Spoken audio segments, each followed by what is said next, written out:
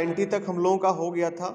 आज हम लोग अब 91 नंबर क्वेश्चन पे चल रहे हैं। ठीक है, क्वेश्चन नंबर 91 हम लोग समझते हैं 91 कौन सा है, क्या है क्वेश्चन। ठीक है, देखिए इसको। क्वेश्चन है कि कठिन कौशल क्या होता है। कठिन कौशल का क्या मतलब होता है?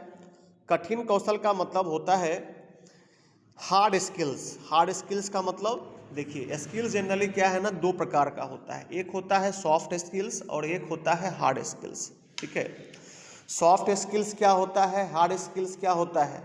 अब सॉफ्ट स्किल्स का यह मतलब होता है कि वैसा स्किल्स जिसमें हम लोग क्या करते हैं, कम्युनिकेशन अच्छे से करते हैं। कम्युनिकेशन का मतलब जैसे मान लिया जाए आज आप एक शॉपकीपर हैं, दुकानदार हैं, आपके यहाँ कोई ग्राहक कोई सामान लेने के लिए आता है तो उसके साथ आप क्या करते हैं, अच्छा बोलते हैं, गुड बिहेव करते हैं, अच्छे से बात करते हैं उसको। ठीक है, और कोई एक दुकानदार है जिसके पास अगर कस्टमर आता है तो उसको बहुत डांट के बात करता है, बहुत तेज़ से बात करता है, बहुत तो मतलब समझिए कि ऐसा बात करता है कि उसको बुरा लग जाता है कस्टमर को।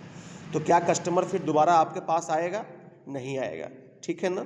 तो वैसा स्किल्स जिसमें क्या होता है कि हम लोग क्या करते हैं, लोगों से अच्छा कम्युनिकेशन करते हैं, लोगों से अच्छी तरह से बातें करते हैं। ठीक है, वेल बिहेवियर होते हैं। वैसा स्किल जो आपका होता है वो क्या है, सॉफ्ट स्किल्स होता है। ठीक है, फिर होता है आपका हार्ड स्किल्स। हार्ड स्किल्स का क्या मतलब होता है?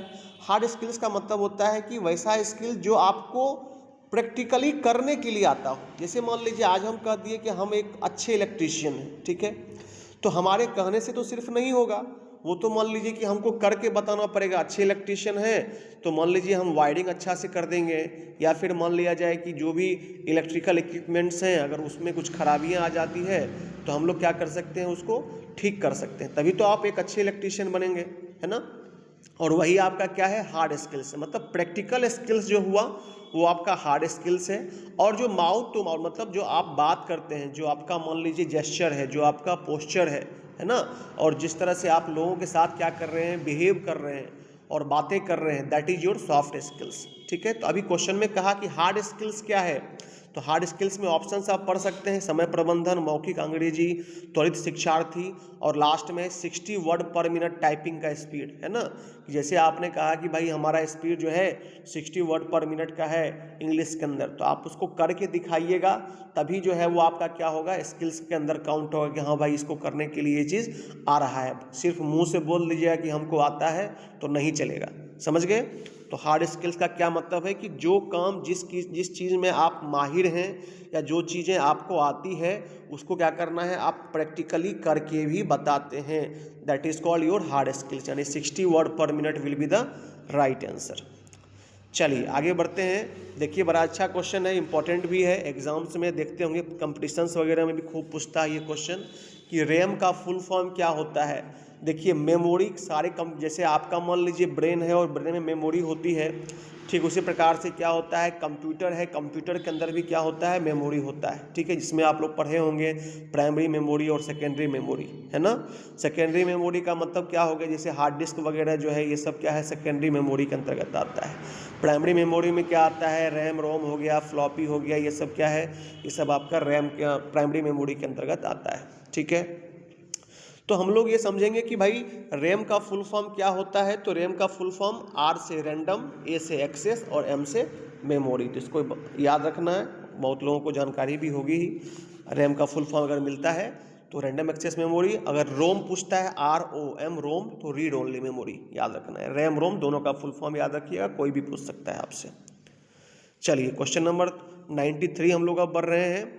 Rohan, David and Ram are playing hide and seek. ये क्वेश्चन हम लोग कल भी डिस्कस कर चुके थे, आई थिंक ये क्वेश्चन रिपीट है, देख लीजिए कि Rohan, David and Ram are playing hide and seek. तो यहाँ पर हम लोग कौन सा पंक्चुएशन मार्क यूज करेंगे, तो कोमा का यूज करेंगे। क्यों यूज करेंगे, कहाँ यूज करेंगे, तो सर रोहन के बाद जो है कोमा लगा देंगे, रोहन कोमा डेविड, रोहन के बाद हम लोग कोमा लगा दिए यहाँ पर। ठीक है, यहाँ पर हम लोग क्या करेंगे, कोमा लगा देते हैं। ठीक है ना, Rohan, David and Ram are playing hide and seek. समझ गए बात को। तो इससे क्या हो गया, अभी जैसे कोमा अगर नहीं लगाएंगे तो रोहन डेविड लगेगा कि एक ही आदमी है। ठीक है, लेकिन वही क्या कर देंगे, कोमा अगर लगा देते हैं तो इससे ये समझ में आता है कि भाई रोहन और डेविड क्या है, अलग अलग लड़का है। ठीक है, तो Rohan, David and Ram are playing hide and seek. तो यहाँ पर अब क्या होगा जवाब, कोमा आपका सही आंसर है।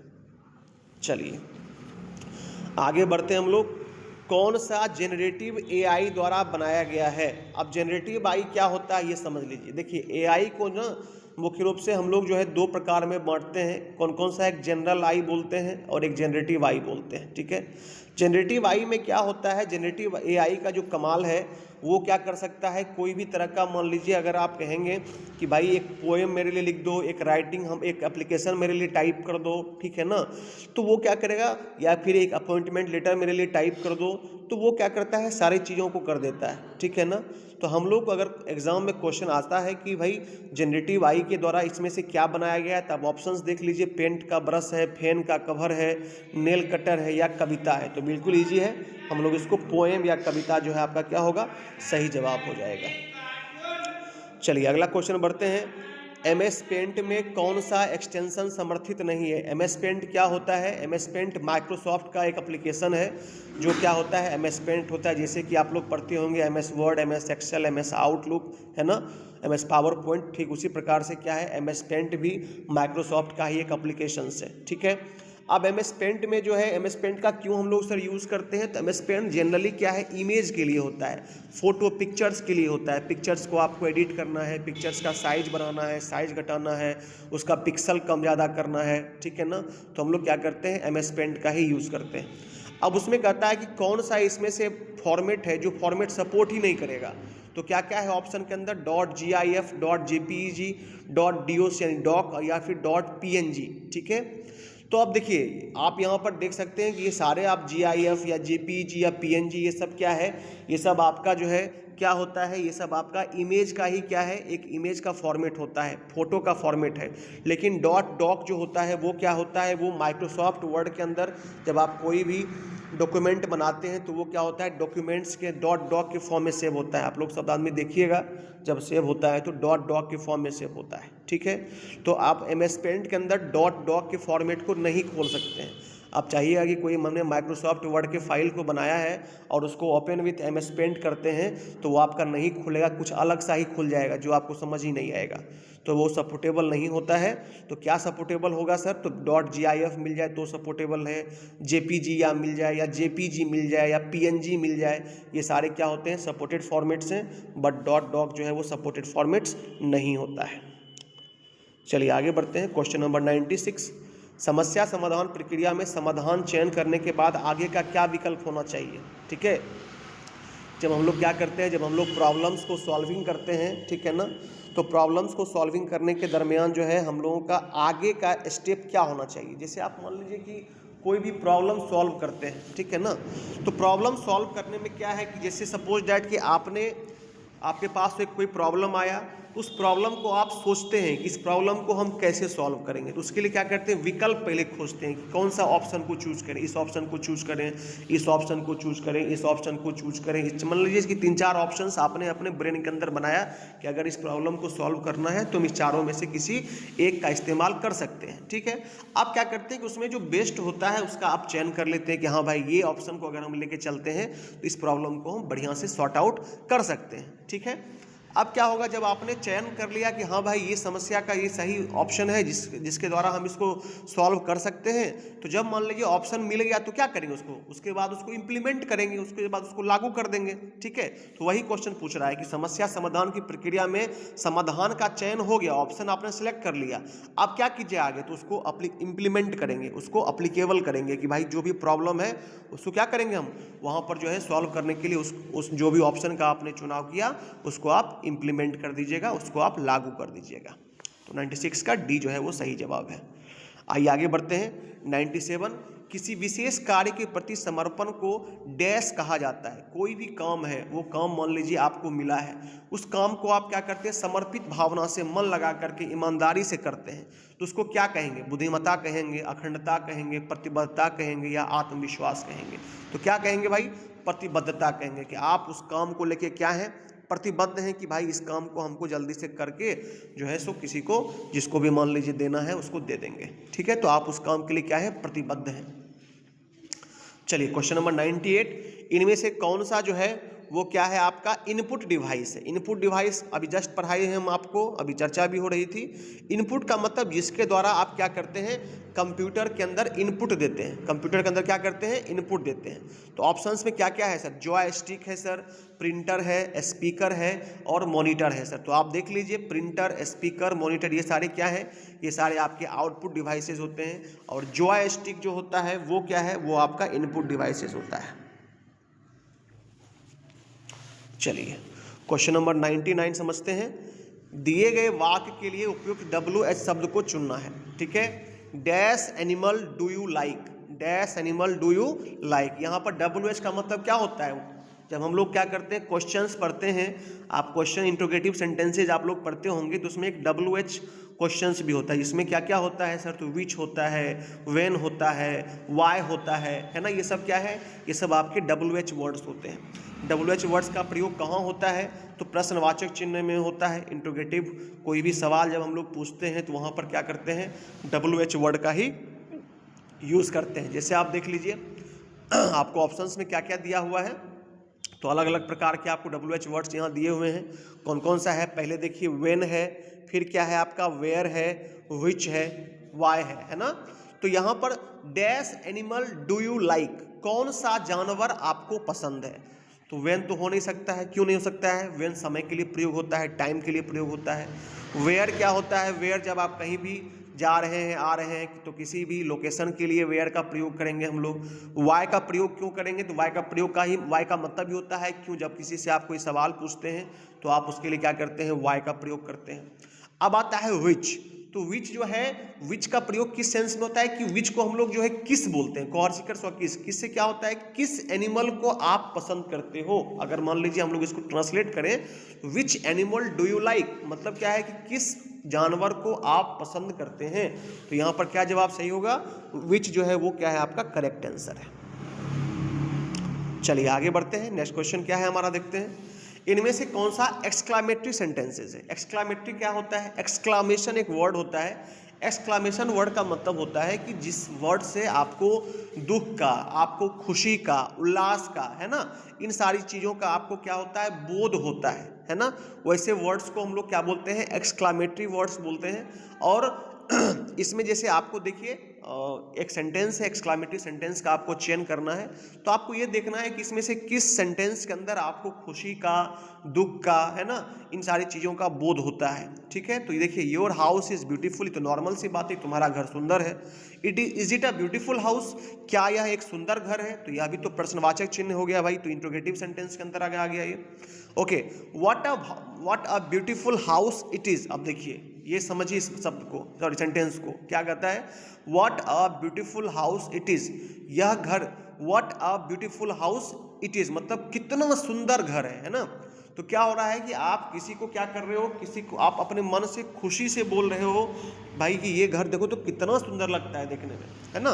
तो ये क्या है, यहाँ पर एक्सक्लामेशन को शो कर रहा है, इसलिए इस सेंटेंस को हम लोग क्या बोलेंगे, एक्सक्लामेटरी सेंटेंस बोलेंगे। ठीक है, दूसरी बात है कि एक्सक्लामेटरी सेंटेंस का अगर आपको देखना है, उसको पहचानने का सबसे अच्छा तरीका होता है कि आप लोग ये वाला साइन जो है देखते होंगे, ये वाला साइन ऐसे करके और नीचे में जो है ये लगा हुआ होता है, इसको क्या बोलते हैं हम लोग, एक्सक्लामेटरी साइन बोलते हैं। अगर किसी भी सेंटेंस के आगे में आपको ये मिल जाए तो आप समझ लीजिएगा कि ये किसको दिखा रहा है, एक्सक्लामेटरी साइन को दिखा रहा है, मतलब ये कौन सा सेंटेंस है, एक्सक्लामेटरी सेंटेंसेस है। चलिए आगे बढ़ते हम लोग, नेक्स्ट क्वेश्चन क्या है, चौथी पंक्ति और चौथे कॉलम के सेल का एड्रेस क्या है। बहुत इंपॉर्टेंट क्वेश्चन है ये, बच्चा बहुत कंफ्यूज करता है इसमें, इसको समझ लीजिए आप लोग। देखिए, चौथा रो और चौथा कॉलम का जो इंटरसेक्शन होगा, जहां पर वो प्रतिच्छेद करेगा, ठीक है ना, तो सेल बनता है। कल भी मैंने समझाया था कि जहां पर रो और कॉलम दोनों क्या करते हैं, एक दूसरे को क्या करते हैं, इंटरसेक्ट करते हैं, प्रतिच्छेद करते हैं, उसको हम लोग क्या कहते हैं, सेल कहते हैं। अब सेल कहते हैं मतलब सेल मतलब घर मान के चलिए, तो घर का कोई एड्रेस तो होगा ना जी, तो एड्रेस कैसे निकालेंगे सर, तो उस एड्रेस को निकालने के लिए आप लोग गौर कीजिए, आंख बंद करके MS एक्सेल आप लोगों ने देखा होगा, उस MS एक्सेल में आप लोग देखते होंगे कि बाएं साइड में जो है आपको 1 2 3 4 5 6 मिलता है, और ऊपर के साइड में जो है आपको क्या मिलता है, ABCD इस टाइप से मिलता है, ठीक है ना, सब लोग देखे होंगे हमको लगता है। तो जब हम लोग क्या करते हैं, उसका सेल का एड्रेस लिखते हैं, ठीक है। तो क्या होगा कि ऊपर में जैसे आपका ABCD है, तो ऊपर का कोई भी मान लीजिए जिस भी सेल की बात होगी, जैसे यहाँ पर चौथा की बात हो रही है, चौथा पंक्ति चौथा कॉलम, तो ABCD देखिए, डी आपका 4 नंबर में आया, ABCD, ठीक है। डी क्या है आपका 4 नंबर में है। और आपका उसी प्रकार से मान लीजिए इधर से आप देखते हैं बाएं साइड से, तो जो संख्या लिखी होती है वो क्या है, 1 2 3 और 4 होता है, ठीक है।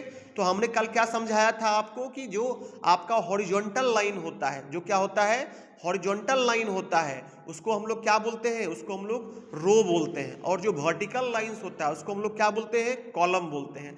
तो 1 2 3 4 जो देख रहे हैं आप, देखिए खड़ा है, वो खड़ा ऊपर से लेकर नीचे तक लिखा हुआ है, जिसको हम लोग क्या कहेंगे, इसको हम लोग जब एड्रेस सेल एड्रेस की बात करेंगे तो हम लोग इसको वर्टिकल मानेंगे कि भाई ये जो है कॉलम को शो कर रहा है।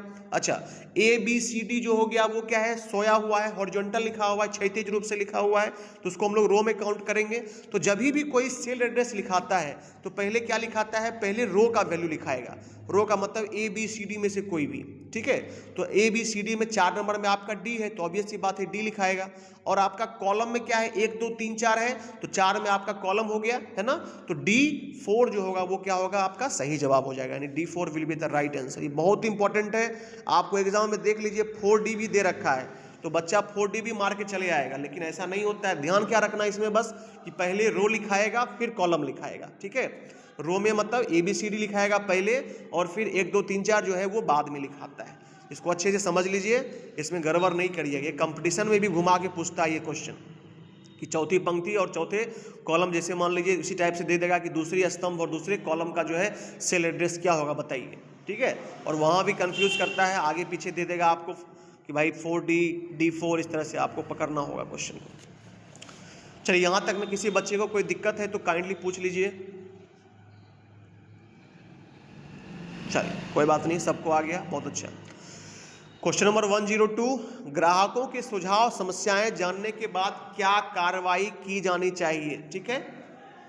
ग्राहकों के सुझाव या समस्याएं जानने के बाद क्या कार्रवाई करनी चाहिए। जब आप मान लीजिए ग्राहक आपके यहाँ जो भी समस्या है वो ला करके आपको कह दिया कि भाई ये दिक्कत है आपके सामान में, तो फिर आप क्या कीजिएगा, उसके बाद आप यह कीजिएगा कि पहले क्या करेंगे, उसको पूछेंगे अच्छे से, ईमानदारी से। वो आया हमारे पास कंप्लेंट करने के लिए, तो पूछेंगे कि भाई आपको क्या दिक्कत हुआ, कोई सामान में प्रॉब्लम हुआ, तो बोलेगा ना कि हाँ भाई आप बिस्कुट दिए, एक्सपायर्ड दे दिए, एक्सपायर्ड खाए, हमको पेट में दर्द करने लगा, ठीक है ना, कुछ भी बोल सकता है वो। फिर वो पूछने के बाद क्या करना है, उसको वर्गीकृत करना। वर्गीकृत का मतलब होता है क्लासीफाई करना, कि भाई ये कैसा है, बहुत इंपॉर्टेंट है तो तुरंत करना है, थोड़ा सा कम इंपॉर्टेंट है तो 1 2 दिन का समय ले सकते हैं, है ना। तो उस हिसाब से क्या करते हैं, क्लासीफाई कर लेते हैं। फिर क्या करते हैं, उस पर वर्क करते हैं। वर्क करने का मतलब क्या, मैंने बोला कि अगर आपको ये लगता है, 1 मिनट,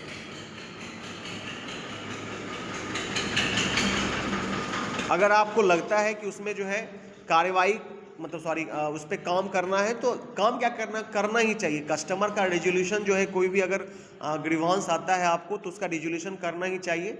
ये क्या है, अच्छे शॉपकीपर की, अच्छे बिजनेसमैन की पहचान होती है कि जो भी कस्टमर का ग्रीवांसेज है, उस कस्टमर के ग्रीवांसेज को आप जल्दी से क्या करिए, उसको ख़त्म करिए, उसको जो भी सॉल्यूशन है वो करके दे दीजिए, ठीक है। तो पहले क्या करना है, पूछना है, फिर उसको समस्या को क्लासीफाई करना है, फिर उस पर काम करना है, ठीक है। और काम करने के बाद क्या करना है कि उसका फीडबैक लेते रहना है कि भाई जब काम आपका हो गया ना, तो उसके बाद जो है उसके लिए जो भी स्टेप्स होते हैं, उस स्टेप्स को आपको फॉलो करके और लास्ट में जो है कस्टमर को उस चीज़ को फिर से हैंड ओवर कर देना है, या फिर जो भी रिजोल्यूशन है उस रिजोल्यूशन को बता देना है कि हाँ भाई आपका ये समस्या था, इस समस्या को मैंने क्या कर दिया, शॉर्ट कर दिया। तो यहाँ पर जो है आपका पूछें, वर्गीकृत करें, कार्य करें, अनुवर्ती कार्रवाई करें, ये आपका सही जवाब हो गया। चलिए, क्वेश्चन नंबर 103, बोलने में कौन सी बाधा है। अब देखिए, जब मान लीजिए आप किसी से बात कर रहे हैं, तो फिर क्या होगा, वहाँ पर कुछ ना कुछ बैरियर्स होता है, कुछ ना कुछ दिक्कतें होती हैं।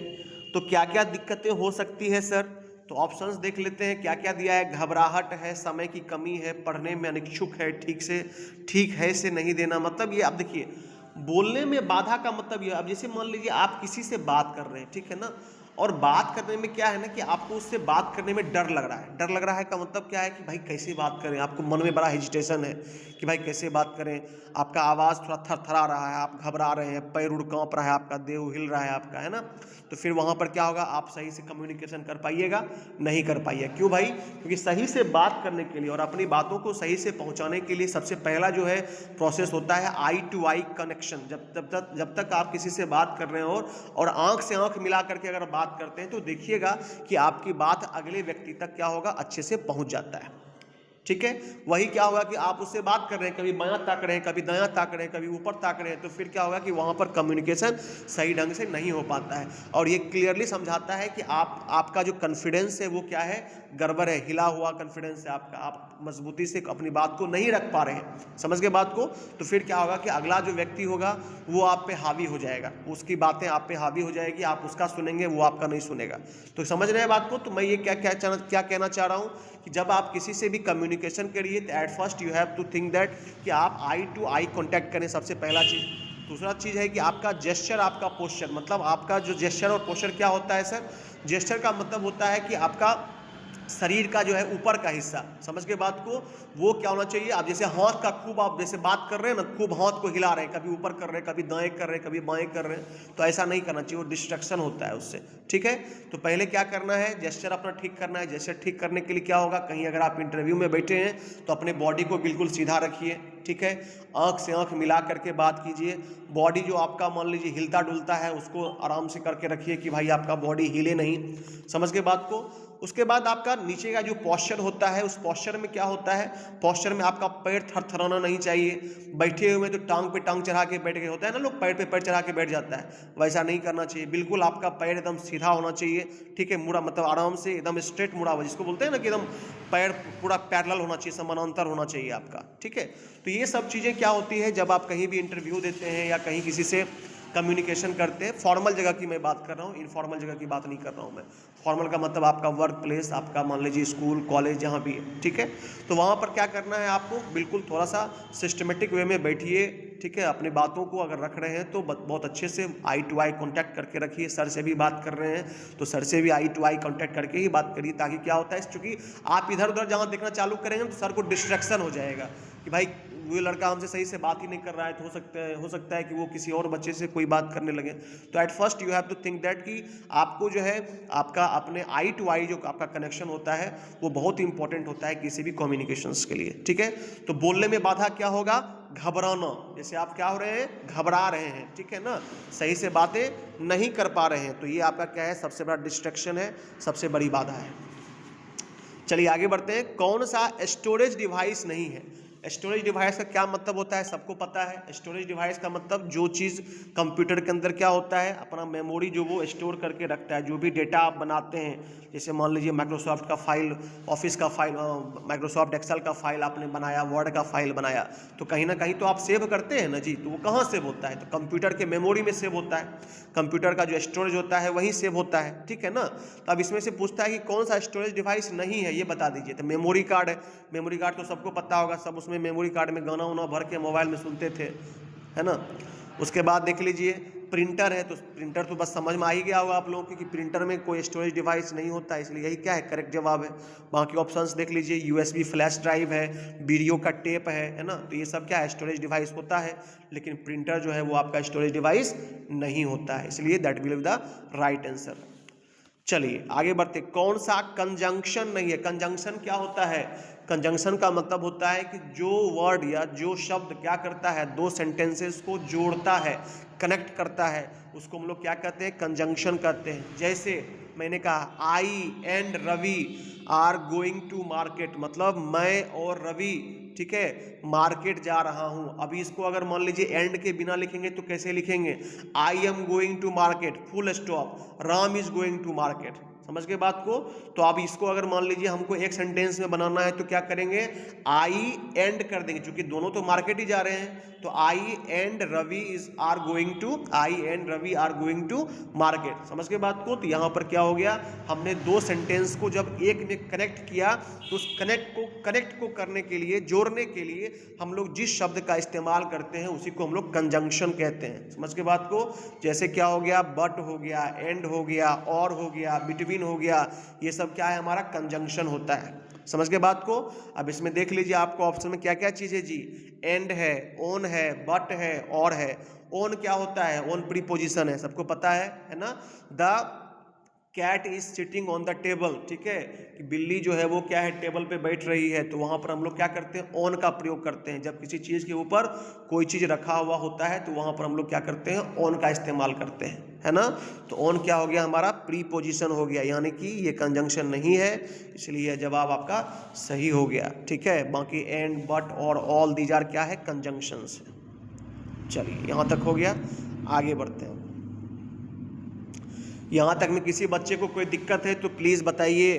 15 क्वेश्चन हो गया आपका।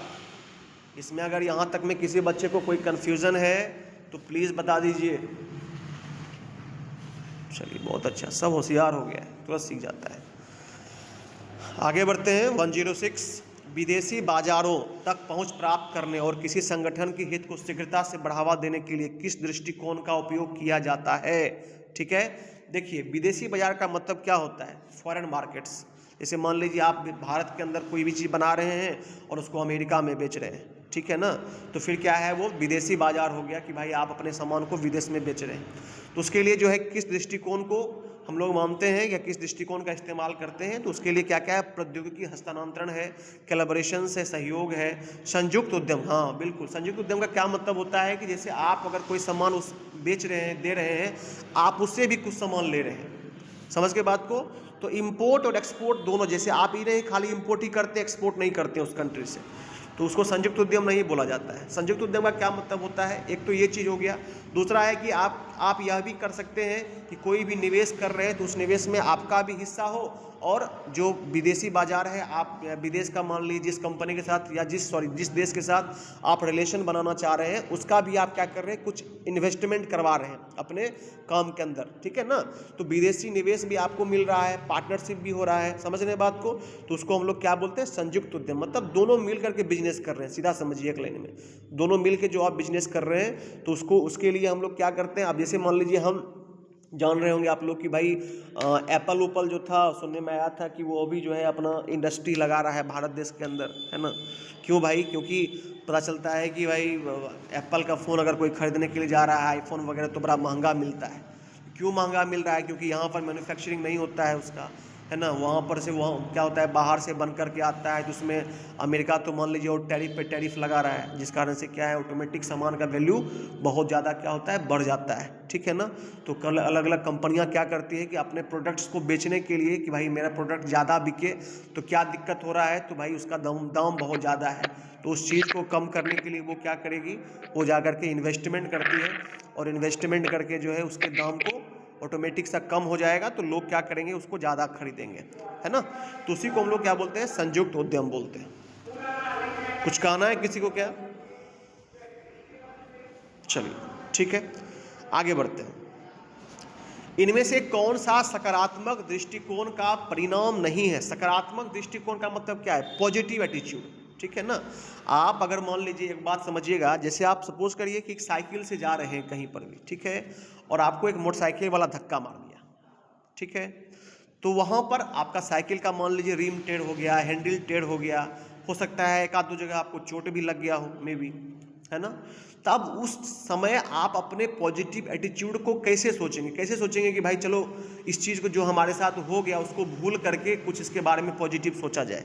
तो आप ये सोच सकते हैं कि भाई चलो साइकिल ने टूटा, हम तो बच गए ना, जान तो बच गया ना मेरा। समझ गए बात को, थोड़ा बहुत चोट ही तो लगा, है ना। तो इस तरह से आप क्या करते हैं कि जब भी समस्याएं आपके सामने आती है तो उन समस्याओं के निगेटिव पक्ष को देखते के साथ साथ उसके बारे में थोड़ा सा कुछ अगर पॉजिटिव बातें हैं तो उसको आप अगर निकाल देते हैं तो उसी को हम लोग क्या बोलते हैं, पॉजिटिव एटीट्यूड बोलते हैं। ठीक है ना। आप कोई काम कर रहा है, कुछ बंदा होता है जो बहुत नेगेटिव होता है, कुछ भी काम बोलिएगा ना, ओ हमसे होगा, जो हमसे नहीं होगा ये काम, ठीक है ना, वो आपको टाल देगा, काट देगा आपकी बात को। कुछ आप सीखने को कहिएगा तो कहेगा ओ सर सब हमको हो जाता है, सब आ जाएगा सर। अभी कुछ बच्चे हमारे हैं जो कहते हैं सर अब एक के बार हम सब कर लेंगे सर, कहीं कोई दिक्कत नहीं है सर, आप करते जाइए ना, हमको करना होगा तो हम एक के बार सब कर लेंगे। अब एक के बार कर लेंगे तो समय बताएगा कर लेंगे कि नहीं कर लेंगे, है ना। तो वही चीज़ें हैं कि पॉजिटिव एटीट्यूड, निगेटिव एटीट्यूड, कि कोई भी काम अगर आपको सामने में आता है तो आप उसको पॉजिटिवली सोच करके, अच्छे से थिंकिंग करके जब क्या करते हैं, अच्छे से उसको कर लेते हैं पॉजिटिव माइंड के साथ में, तो उस काम का ऑटोमेटिक रिजल्ट आएगा। लेकिन जिस काम के बारे में आप पहले से ही नेगेटिव है, कोई व्यवसाय करने के लिए चले, उसके बारे में 10 को लोग नेगेटिव बोल दिया, आप नेगेटिव बात सोच के अपना रह गए, आपका जो पॉजिटिव बात था उसको मान लीजिए आप खत्म कर लिए कि भाई जरूर सब मने कर रहा है, मतलब काम गलत होगा, नहीं करेंगे, है ना। तो ऐसा नहीं है। बहुत लोग मान लीजिए आपको डिस्ट्रैक्शन भी करते हैं, भटकाने के लिए भी, आपके माइंड को डेविएट करने के लिए भी नेगेटिव बातें बोलते हैं। तो आपको समझना पड़ेगा, क्योंकि आपका काम है तो उस काम को आप कैसे कर सकते हैं, आप उससे कुछ पॉजिटिव बातें निकाल सकते हैं, नहीं निकाल सकते हैं। तो ये टोटली क्या होता है, आपके ऊपर डिपेंड करता है ना। तो सभी लोग आज के डेट में पढ़ाई करने वाले हैं, आप लोग बहुत सारे बच्चे कंपटीशंस की भी तैयारी करते हैं। अगर मान लीजिए हमको एग्जाम दिए वो नहीं निकल, इसका मतलब थोड़ी ना कि कंपटीशन का तैयारी है हम छोड़ देंगे, ऐसा तो नहीं हो सकता है ना। उसके लिए तो मान लीजिए जहां हमारा कमी ज़्यादा रहा उसको फिर से हम देखेंगे, उससे फिर हम लोग मेहनत करेंगे और मेहनत करके फिर क्या करेंगे, उसमें सफल होंगे। तो वही चीज़ कहता है सकारात्मक दृष्टिकोण का परिणाम कौन सा नहीं है ये बता देना है। तो समस्या समाधान का रवैया, उत्साह होना, रचनात्मकता होना, उदासी होना। हाँ बिल्कुल, आप मान लीजिए अगर सोच के ये बैठ जाइएगा कि भाई हमसे ये चीज़ नहीं होगा, या मान लीजिए इस काम को करेंगे तो कुछ गलत ही हो जाएगा, और उसके लिए आप काफ़ी मायूस होंगे, उदास रहेंगे, सैड रहेंगे, तो भाई आपका तो फिर काम हुआ कुछ बाकी है ना। तो आपको क्या प्रयास करना चाहिए, आपको मोटिवेटेड रहना चाहिए, ठीक है ना। आपको क्या करना चाहिए, उत्साही बनना चाहिए, क्रिएटिव होना चाहिए कि चलो यहाँ ऐसे गलती हुआ तो उसको सुधार के फिर से क्या करेंगे, करेक्ट करके फिर से बढ़िया काम करेंगे। तो ऐसा होना चाहिए। चलिए आगे बढ़ते हैं। 108 निम्नलिखित में से कौन सा व्यक्तिगत कमजोरी का उदाहरण है।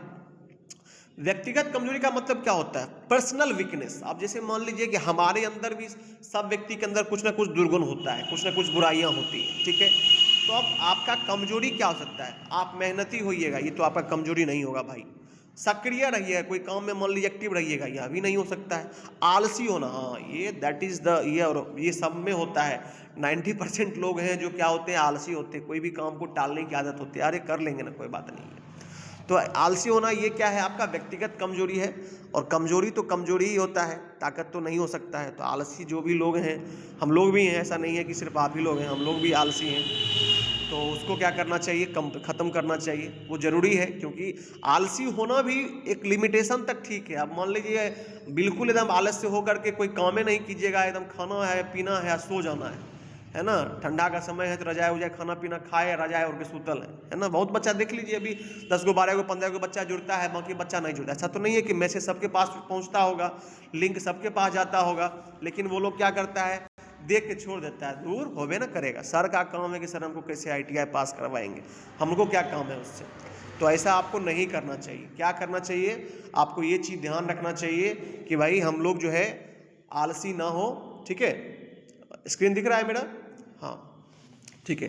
तो ये चीज़ें हैं ना, तो आपको आलसी नहीं होना चाहिए, that is your personal weakness. इसको आपको क्या करना चाहिए, ख़त्म करना चाहिए।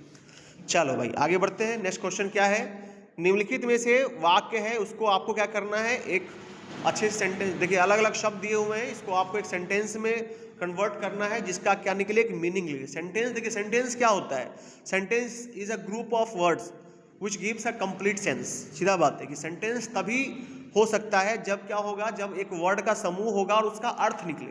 अगर अर्थ नहीं निकलेगा तो भाई साहब वो सेंटेंस नहीं है। क्लियर बात समझ लो आप, ठीक है। आपने कुछ भी बना दिया और उसका अगर एग्जैक्ट मीनिंग नहीं निकल रहा है तो भाई आपका जो है वो सेंटेंस नहीं कहलाएगा। समझ गए बात को। अब जैसे मैंने बोल दिया आई एम अ बॉय, ठीक है था, हम इसको मान लीजिए एक आई दे दिए, अब बॉय दे दिए, एम दे दिए, हमने कहा इसको जोड़ के एक सेंटेंस बना दो। आप क्या बना दिए, अब बॉय एम आई, तो क्या इसका सेंटेंस का मीनिंग निकला? नहीं निकला। तो जिस सेंटेंस का मीनिंग नहीं निकलता है दैट इज वो सेंटेंस नहीं कहलाता है, सीधा बात है। उसको क्या बोलेंगे? तो उसको सर वर्ड का ग्रुप बोलेंगे, बस इतना ही बोल सकते हैं, सेंटेंस नहीं बोल सकते उसको, ठीक है। सेंटेंस कब होगा? जब वर्ड के ग्रुप से एक मीनिंग निकल करके आए, अर्थ निकल करके आए, then it will be called क्या? सेंटेंस, ठीक है। तो देख लीजिए ऑप्शंस क्या क्या कहता है आपका। टीचर, स्कूल, वर्कड, सी, ए, एज, ठीक है ना। तो सी टीचर, वर्कड, स्कूल नहीं होगा। बाकी ऑप्शंस आप देख ही रहे हैं। तो she worked as a school teacher, बिल्कुल सही जवाब है कि वो क्या है?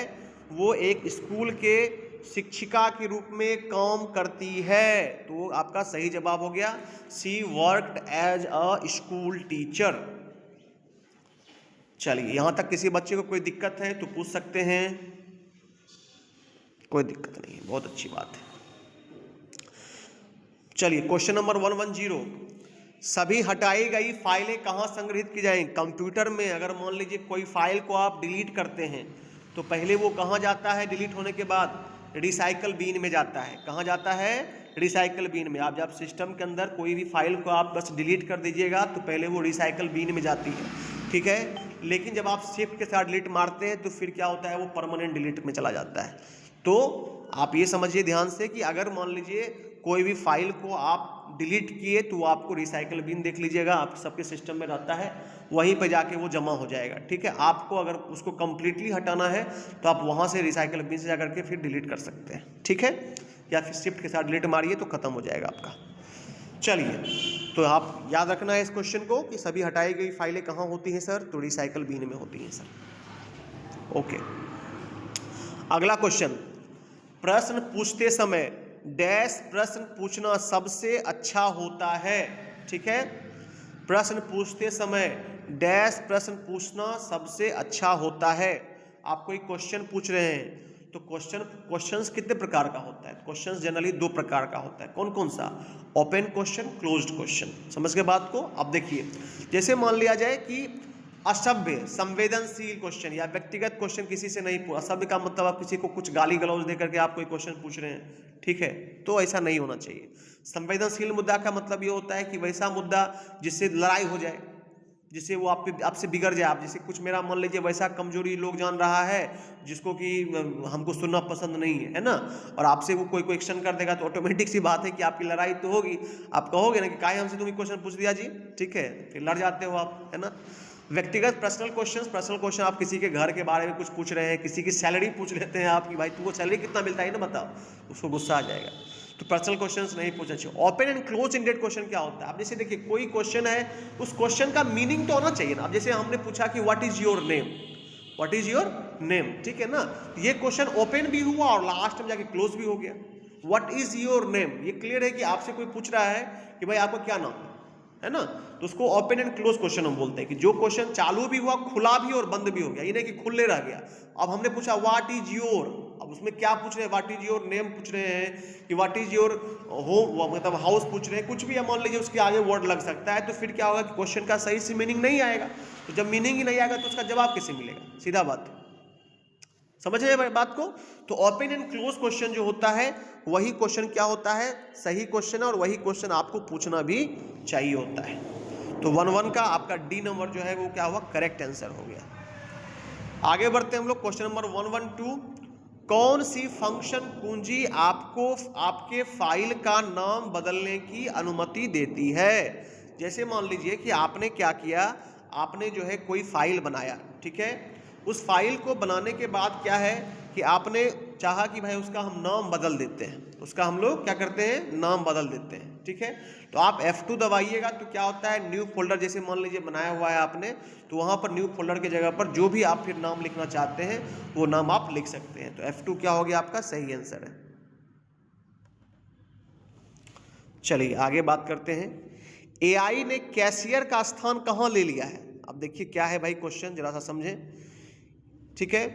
हाँ, अब देखिए आज के डेट में AI जो है, AI ने क्या क्या किया है ये समझ लीजिए। तो देखिए एआई का कमाल आज के डेट में कहाँ कहाँ पर हो रहा है, तो आप देख सकते हैं खाना बनाने में। नहीं, खाना बनाने में भाई शिक्षा तो दे सकता है, ऐसा नहीं है कि एआई से अगर आप पूछिएगा कि हम पनीर कढ़ाई कैसे बनाएंगे तो आपको बता देगा कि पनीर ये ऐसे करो, ये, लेकिन वो चारा लिख के बताता है, ठीक है ना।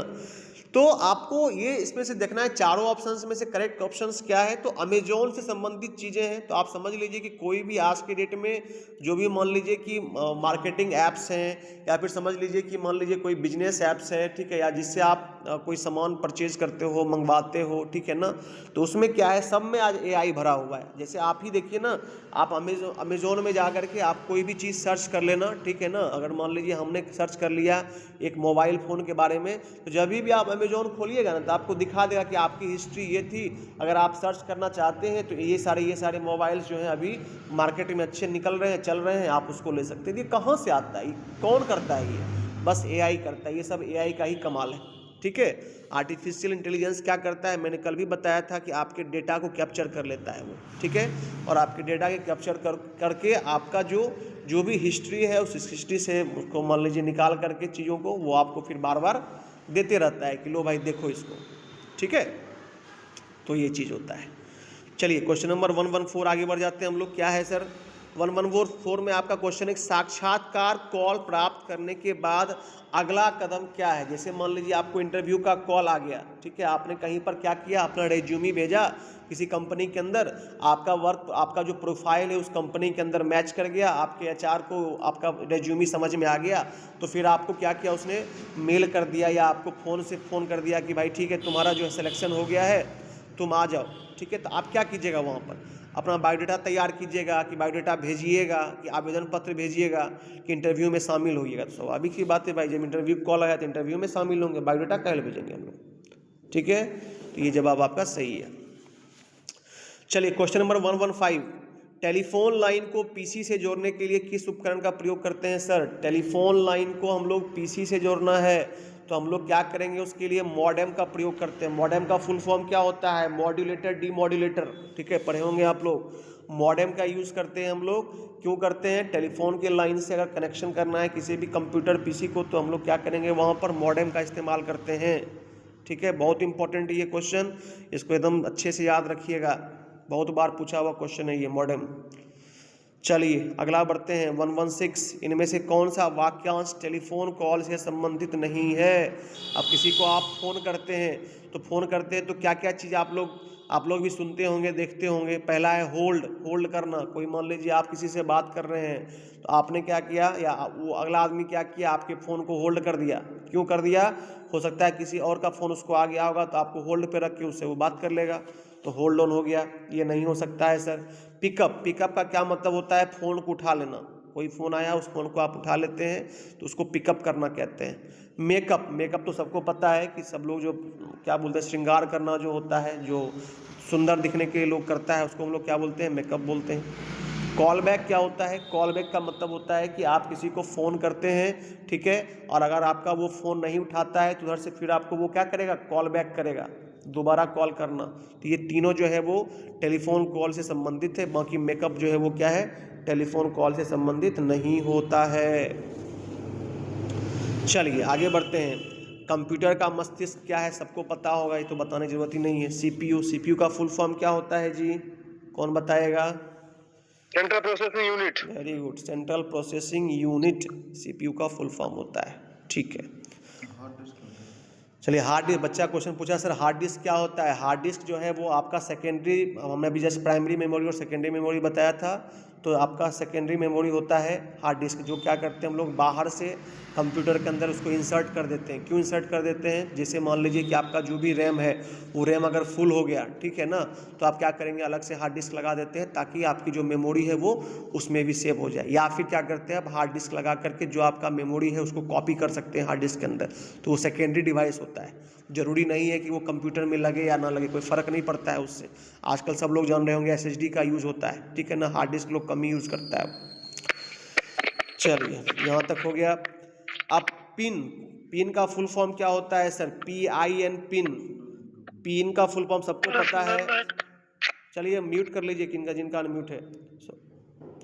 PIN का, हाँ, PIN का फुल फॉर्म क्या होता है सर? Personal identification number. सब आदमी जानते होंगे, सबके ATM कार्ड का पिन होता है ना।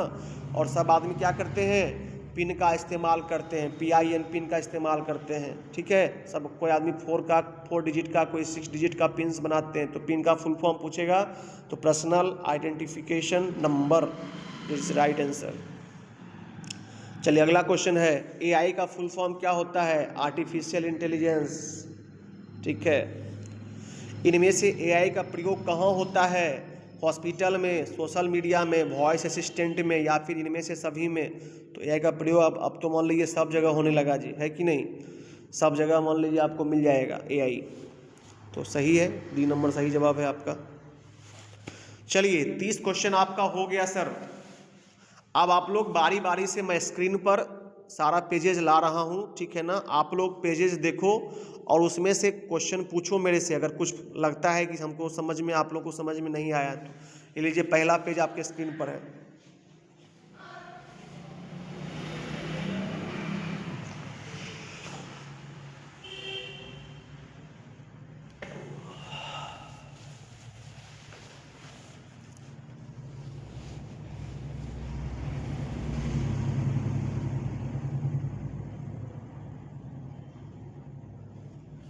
हेलो सर, बताइए।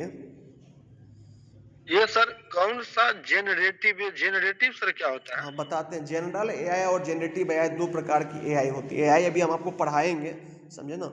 नेक्स्ट क्लास जो होगा ना, AI के बारे में थोड़ा सा आप लोगों को बताया भी जाएगा। जनरेटिव AI और जनरल AI जो होता है, जनरेटिव AI का मतलब ये होता है कि जैसे सपोज डैट कि आपने AI से कहा कि भाई हमारे लिए ना एक कविता बना दो, ठीक है। कविता का आपने शीर्षक दे दिया कि भाई मान लीजिए सुबह, सुबह पे एक शीर्षक, सुबह शीर्षक दे दिया आपने और कहा कि सुबह पर एक कविता बना दो मेरा, ठीक है। तो वो क्या करेगा, आपका प्रॉम्प्ट ले लिया कि सुबह शीर्षक से हमको कविता बनाना है, ठीक है ना। तो जो ही आप डालिएगा ना, तो बस फ्रैक्शन ऑफ सेकेंड में वो क्या करेगा, आपके लिए कविता तैयार कर देगा।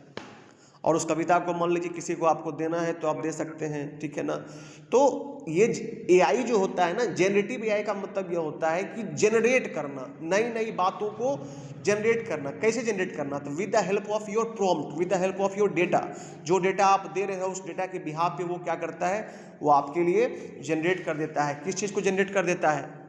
आपके लिए कोई भी मान लीजिए जो चीज़ आप मांग रहे हैं ना, जैसे कविता मांग लीजिए, कहानी मांग लीजिए, चुटकुला मांग लीजिए, कोई कहिएगा एप्लीकेशन लेटर लिख दो, सब वो कर देगा आपको। Okay sir, okay. ये चीज़ है।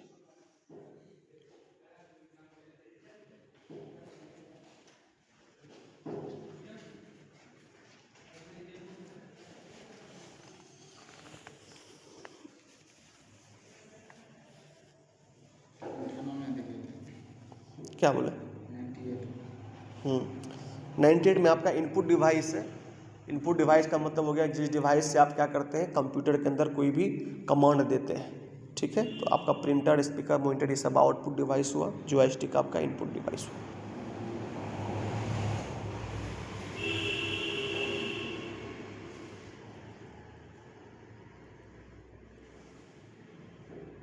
जॉयस्टिक होता है डिवाइस एक तरह का।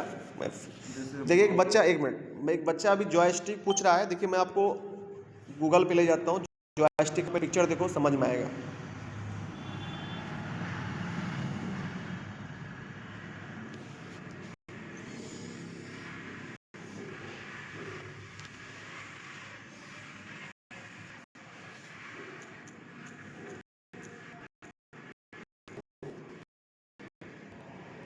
देखो आप लोग, ये क्या है, जॉयस्टिक है, ठीक है। कहाँ यूज होता है? गेमिंग के अंदर। आप लोग जितने पिक्चर्स देख रहे हो ये सब क्या है, जॉयस्टिक्स हैं, ऑल दी आर जॉयस्टिक्स। और ये कहाँ यूज में आएगा? ये गेमिंग, जो लोग गेम खेलता होगा ना सिस्टम पे बैठ करके, उससे पूछना, वो लोग जो है इसको धड़ल्ले से यूज़ करता है। आप लोग भी देखे होंगे, हमको लगता है देखे हैं जी, कि नहीं देखे हैं? सर यूज भी किया है। यूज भी किया था। आप देखो, पता है हमको, मेरा सब बच्चा बहुत तेज है, वो पता है। चलिए आगे देख लीजिए।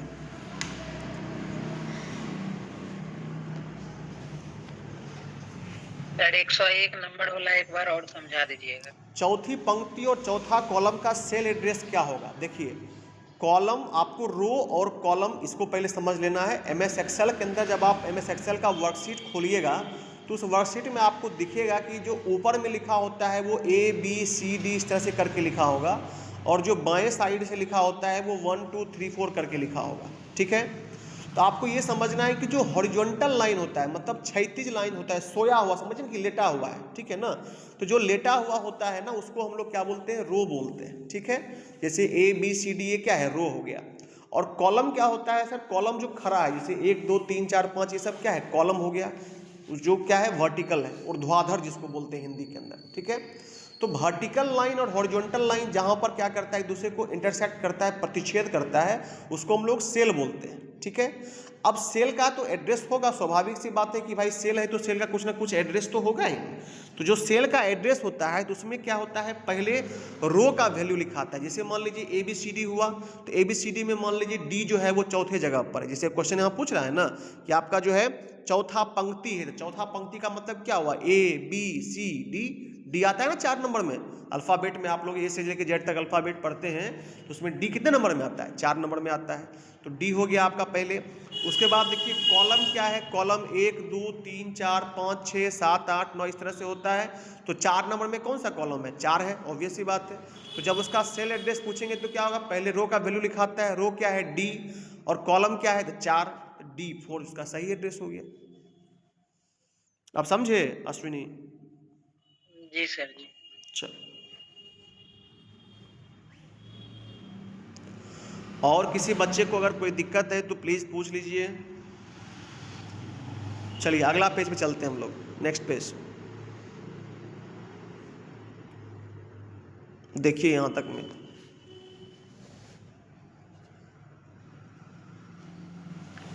सर 111 जो है उसको थोड़ा सा हमको बताइएगा। 111, प्रश्न पूछते समय डैश प्रश्न सबसे अच्छा होता है। देखिए प्रश्न पूछने में जब आप कोई भी किसी से प्रश्न पूछते हो, जैसे आप हमसे अभी क्या पूछें, सर ये वाला बताइएगा, ये क्लियर हो गया कि भाई बच्चा जो है इस वाले क्वेश्चन को जानना चाह रहा है।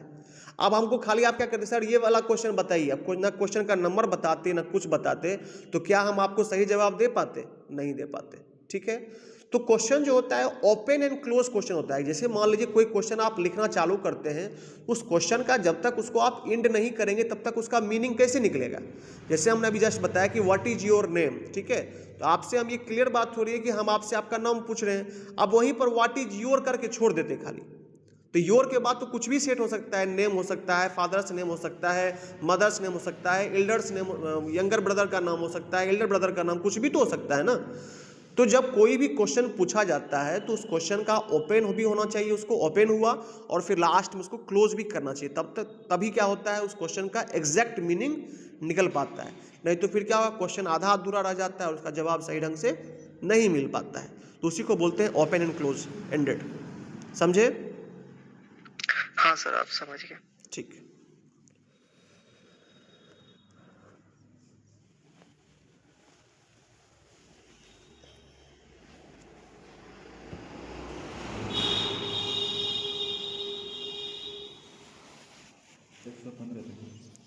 एक 115 नंबर। देखिए एक बच्चा पूछा है कि सर टेलीफोन लाइन को पीसी से जोड़ने के लिए, ठीक है, टेलीफोन लाइन जो होता है उसको जब हम लोग पीसी से जोड़ते हैं, कंप्यूटर से जोड़ते हैं, तो उसको हम लोग जोड़ने के लिए किस साधन का प्रयोग करते हैं, किस मान लीजिए डिवाइस का प्रयोग करते हैं, तो हम लोग उसके लिए क्या करते हैं, मॉडेम का इस्तेमाल करते हैं। ठीक है, मॉडेम का फुल फॉर्म होता है मॉड्यूलेटर डीमॉड्यूलेटर। ठीक है, तो हम लोग इसी का इस्तेमाल करते हैं, मॉडेम का। ये क्वेश्चन बहुत बार एग्जाम में आ चुका है, इसको एकदम बढ़िया से देखिएगा। सर फुल फॉर्म सर क्या बताया जरा एक बार आप मॉड्यूलेटर रिपीट कीजिएगा। डीमॉड्यूलेटर लिख लीजिए, मॉड्यूलेटर डीमॉड्यूलेटर।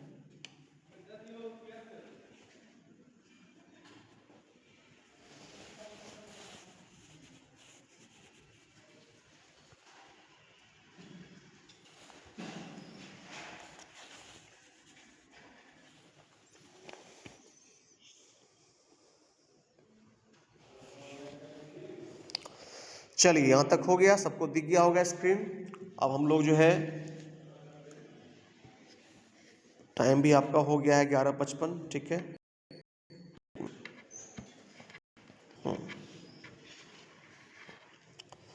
चलिए, कौन कौन बच्चे जुड़े हैं राजा सर, अटेंडेंस बना लीजिए पहले अब इनका सबका। जी सर बना रहा हूँ।